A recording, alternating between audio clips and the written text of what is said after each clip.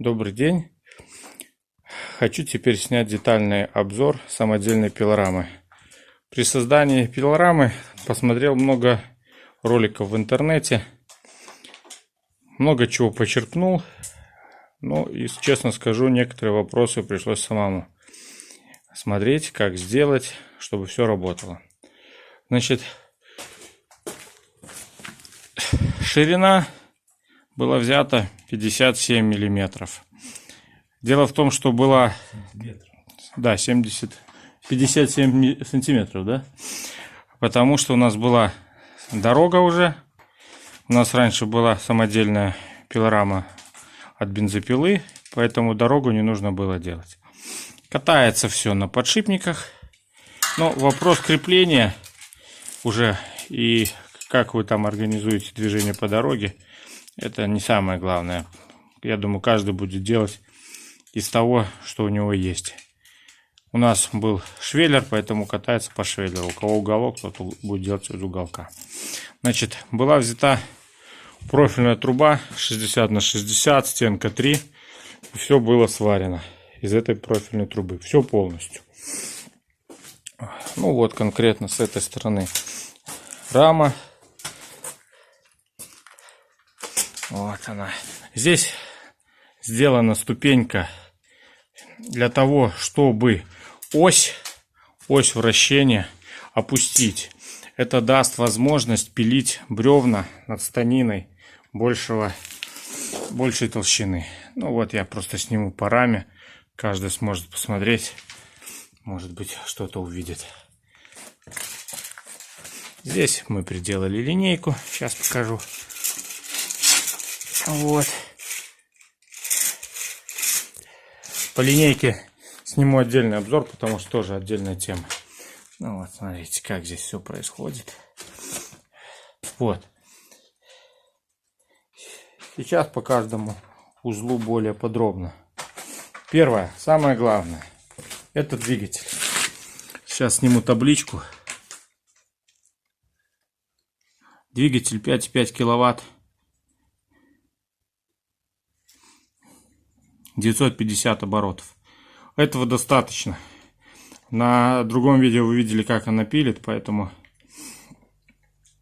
больше мы и не планировали. Дальше. Колеса. Колеса взяты R13. Это колесо взято от Opel Kadett. Так как была ступица, было выточен втулка. Не помнишь, какой вал был на двигателе? 54, наверное. Вот. Все сделали, закрепили, обварили. Колесо снимается. Покрышки белшина. Колеса балансированы на станке. С этой стороны была взята ступица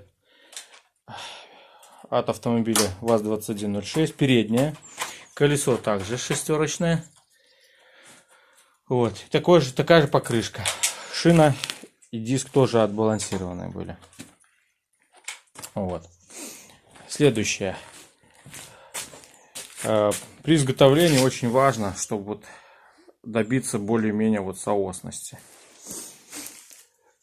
Двигатель мы закрепили. Второй ответственный узел — это узел крепления второго колеса. Этот узел должен двигаться для натяжения. Также вот этот вот механизм должен поворачиваться. Это нужно для того, чтобы когда вы настраиваете пилу, чтобы она не слетала, необходимо по колесу подавать то вперед, то назад. Вообще регулировка — это отдельная тема для видео, так как при установке пилы необходимо добиться такого эффекта, чтобы пила, вот она, если так вот она лежит, она чуть-чуть пыталась набежать на пилораму и упереться внизу на ролики. Вот, по этому механизму сразу скажу, что делать нужно все качественно, чтобы не было поломок, так как нагрузки очень серьезные.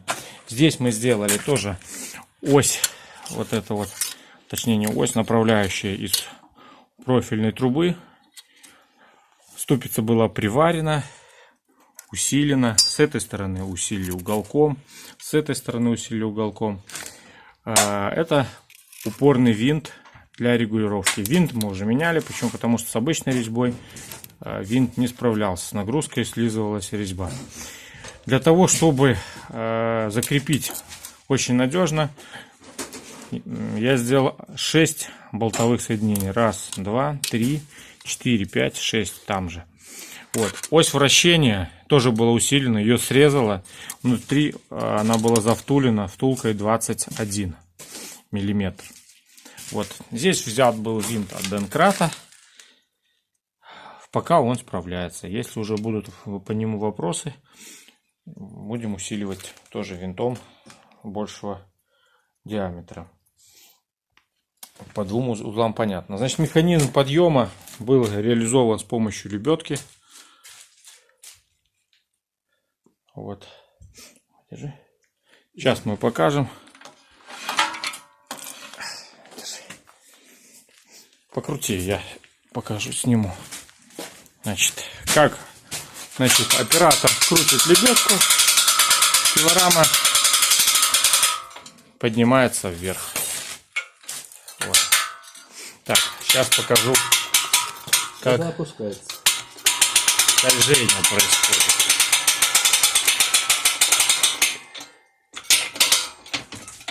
Ну вот. Да, немножко ролики сниму. Ролики тоже сделали, чтобы регулировались. Они должны двигаться вдоль направляющей. Здесь тоже. Дай мне пилку.